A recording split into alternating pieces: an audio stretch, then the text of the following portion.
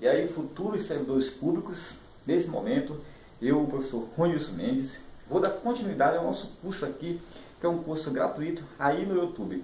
Hoje, eu vou tratar da evolução histórica do orçamento público no Brasil.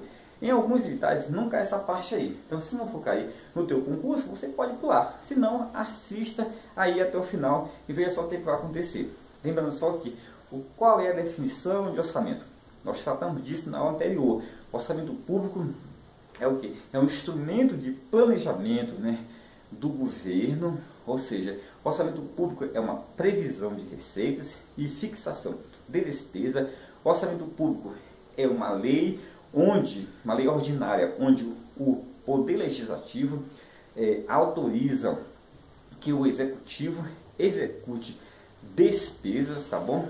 Que o Legislativo, que o Judiciário e o MPU executem essas despesas. Então, isso é orçamento público. Então, o orçamento público é uma peça fundamental no planejamento, entendeu, das ações governamentais. Então, pessoal, estudando essa parte agora de evolução histórica, nós vamos ver que no Brasil começa o orçamento público na Constituição do Império, na Constituição de 1824, que foi uma Constituição, né, onde quem tinha competência de elaborar a proposta, de aprovar, era o Legislativo, inicialmente. Depois teve uma reforma nessa Constituição, em 1826, onde essa competência passou para o Poder Executivo, né, através do Ministério da Fazenda, que consolidava as propostas e encaminhava para a Câmara dos Deputados. Então passou a ser uma coisa parecida com os moldes atuais. Então aí nós temos aqui a Constituição de 1891, que houve um retrocesso onde a proposta é elaborada e aprovada pelo Congresso Nacional, a saber, Congresso Nacional, duas casas, Câmara dos Deputados e Senado Federal.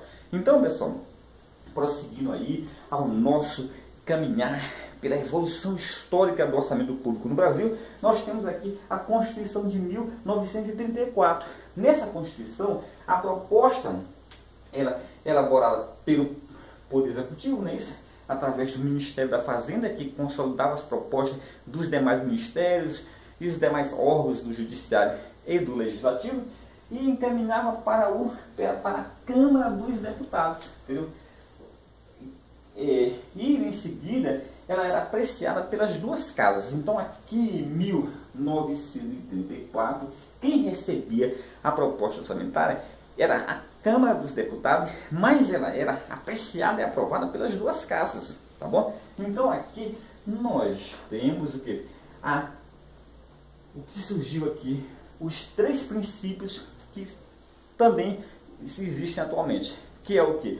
O princípio da unidade, especificidade ou especialização e o princípio da exclusividade. Então esses princípios, tá bom?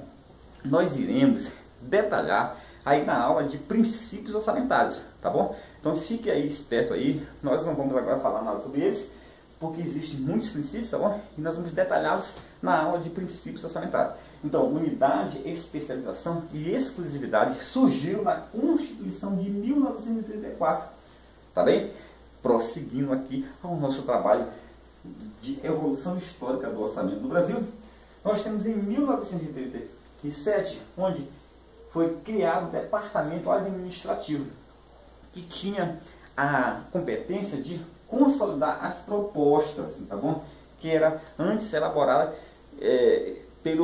que era consolidada antigamente pelo Ministério da Fazenda. Então, a proposta é encaminhada para a Câmara dos Deputados para aprovação. Então, quem aprovava em 1937 era a Câmara dos Deputados. Acrescentou-se aí em 1937 um novo princípio, o da publicidade. Então já existia unidade, especialização e exclusividade, agora nós temos o princípio da publicidade. Vamos também trabalhar esses princípios na aula de princípios orçamentários. Fique ligado.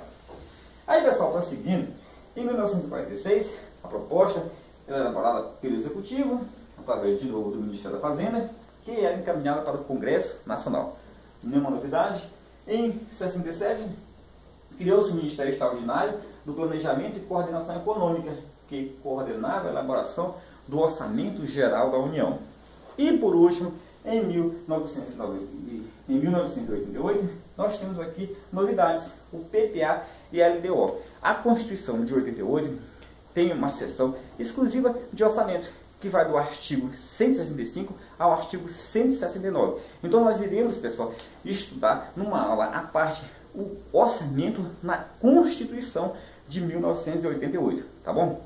Então, ainda para fechar essa aula de hoje, vamos tratar o seguinte, das normas. Nós temos, por exemplo, a Lei 4.320 de 1964, que é uma norma geral de direito financeiro, que também é estudada hoje quando você se trata de orçamento público. Então, a primeira lei, que ela foi recepcionada na Constituição atual com status de lei complementar, apesar de ter sido uma lei ordinária na sua origem.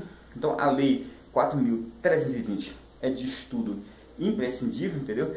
E ela trata de normas gerais de direito financeiro, tá bom? Ela já foi modificada em muitos artigos. Por exemplo, não existe mais atualmente o ativo permanente, entendeu? Que é uma figura que foi tirada da contabilidade, que foi excluída da contabilidade geral e agora também já foi introduzido na contabilidade pública. Então não existe mais. E isso ainda continua na Lei 4.320 de 1964.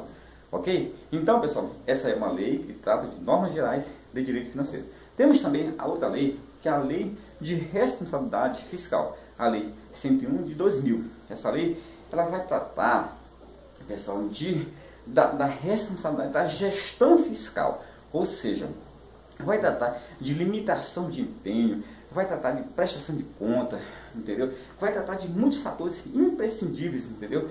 No nosso orçamento público. Então fique ligado que nós iremos trabalhar a lei de responsabilidade fiscal para você que vai fazer concursos aí em todo o Brasil, que vai estar. Principalmente aqui em Brasília, você que vai fazer TCU, DPU, ministérios, tribunais. Fique ligado aí nas dicas do professor Nilson.